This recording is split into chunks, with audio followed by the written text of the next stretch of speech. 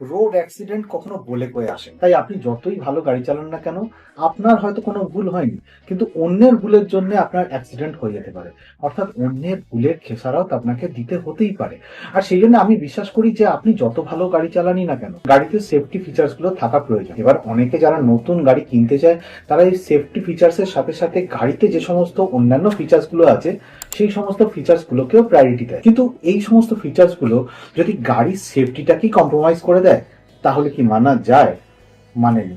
চায়নাও সেটা মেনে নেয়নি। গত কয়েক বছরে যে সমস্ত ইভি গাড়িগুলো বা ইলেকট্রিক ভেহিকলস গুলো চায়নাতে চলছে, তাদের মধ্যে ফ্লাশ ডোর হ্যান্ডেলস আছে, কিংবা রিট্রাক্টেবল ডোর হ্যান্ডেলস আছে, কিংবা হিডেন ডোর লক বলা যায়। তো সেই হিডেন ডোর লক হ্যান্ডেলটা বা রিট্রাক্টেবল হ্যান্ডেলটা যখন ইভি গাড়ি অ্যাক্সিডেন্ট হচ্ছে তখন আর কাজ হচ্ছে না, মানে ইলেকট্রিক্যালি ওটা ডিসেবল হয়ে যাচ্ছে, দরজাটা খোলা যাচ্ছে না। সেই জন্য China ministry of industry and information টেকনোলজির তরফ থেকে ঠিক করা হয়েছে যে 1 জানুয়ারি 2027 থেকে যে সমস্ত ইলেকট্রিক ভেহিকেলস গুলো, ইনফ্যাক্ট অন্যান্য যে সমস্ত ভেহিকেলস গুলো চায়নাতে তৈরি হবে বা লঞ্চ করবে, সেই সমস্ত গাড়িতে কিন্তু মেকানিক্যাল ডোর হ্যান্ডেলই থাকবে। যদি আগুন লেগে যায় গাড়িতে, তাহলেও সেটা কাজ করবে। ফ্লাশ ডোর হ্যান্ডেলের মতো আগুন লাগলে বা গাড়িতে কোনো অ্যাক্সিডেন্ট হলে ডিসেবল হবে না। এবার চায়না যেহেতু এটাকে ইমপ্লিমেন্ট করছে, শোনা যাচ্ছে যে ইউরোপেও এই জিনিসটাই আস্তে আস্তে অ্যাডপ্ট হবে। আপনার কি মনে হয়, ইন্ডিয়াতেও এই জিনিসটা অ্যাডপ্ট হওয়া উচিত?